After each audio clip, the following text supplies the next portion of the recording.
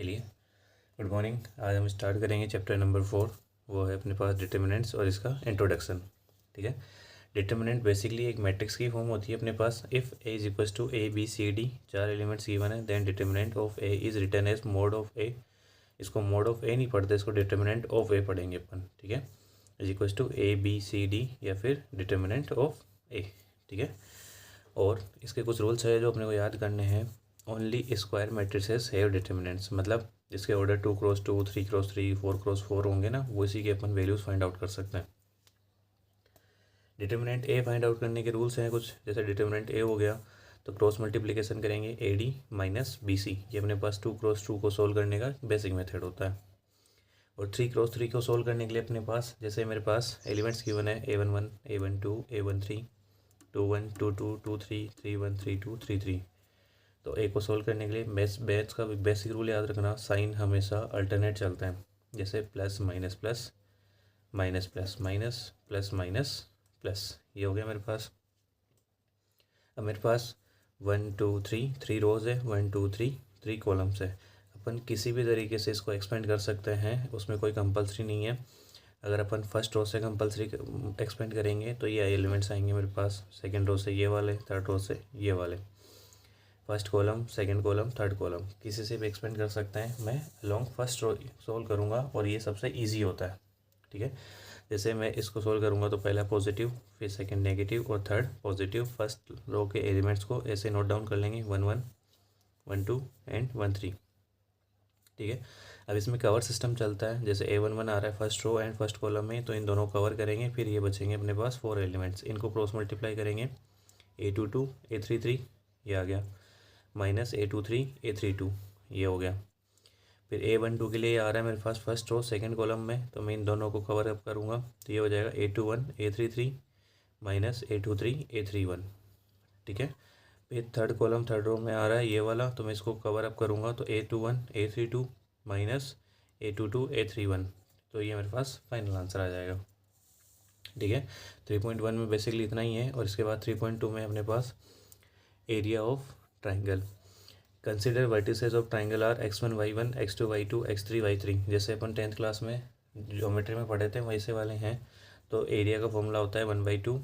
Vertices बनाएंगे 1 x1 x2 x3 y1 y2 y3 1 1 1, और इसका अपन डिटर्मिनेंट वैल्यू फाइंड आउट करेंगे तो अपने पास फाइनल आंसर आ जाएगा। अब इसके भी कुछ रूल्स है। Since area is a positive quantity we always take the absolute value. ठीक है। मतलब नेगेटिव वैल्यू नहीं लेना, पॉजिटिव वैल्यू लेनी है अपने को। The area of A triangle formed by the 3 collinear points is 0। अगर एरिया की वैल्यू 0 आ रही है तो मेरे पास जो पॉइंट्स हो जाएंगे वो क्या हो जाएंगे, कोलिनियर। कोलिनियर मतलब क्या होता है, एक लाइन में होता है। ठीक है। 10th क्लास के बेसिक ज्योमेट्री के रूल्स है। अब 3.3 में आएंगे अपने पास माइनर्स एंड कोफैक्टर्स। माइनर्स क्या होते हैं अपने पास, देखो, minor of an element aij of a determinant is the determinant by deleting its row and jth column in which aij lies। Same यही है, जैसे मैं इसको डिलीट कर रहा हूँ, A11 चाहिए मेरे को, तो इसकी रो और कॉलम को डिलीट कर दो, फिर ये मेरे पास एलिमेंट्स हो जाएंगे। इसको सोल्व करूँगा तो मेरे पास कोफैक्टर्स आ जाएंगे। अगर मैं इसको सोल्व करूँगा A12 को, तो फर्स्ट रो सेकंड इसको डिलीट कर लो, तो A21 A33 A23 A31 हो जाएगा। ठीक है। ऐसे सिमिलरली अपन इसको सोल्व करेंगे और इसको अपन रिप्रेजेंट करते हैं MIJ से। आई कॉलम हो जाएगा और जे, सॉरी, आई रो हो जाएगी और जे कॉलम हो जाएगा। ठीक है। और माइनर से ही अपन कोफैक्टर निकालेंगे। कोफैक्टर को अपन AIJ से डिनोट करते हैं। इसका फॉर्मूला होता है AIJ -1 raise to power I plus J और MIJ।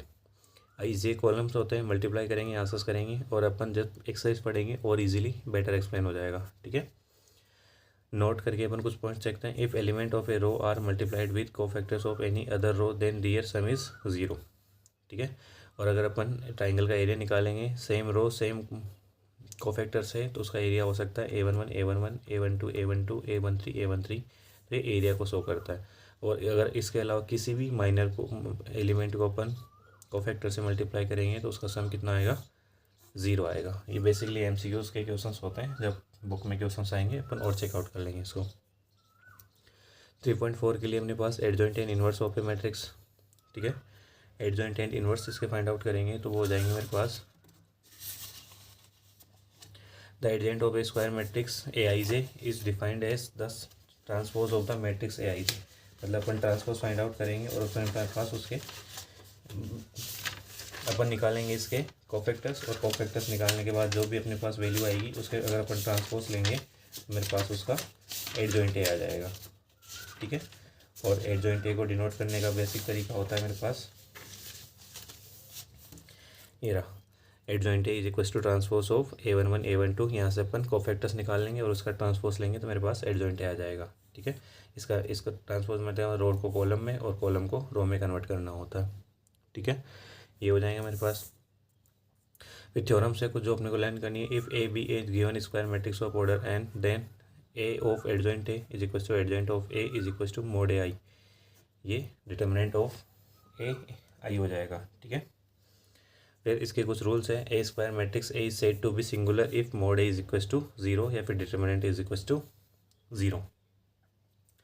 Similarly a square matrix A said to be non singular matrix if determinant of A not equal to 0।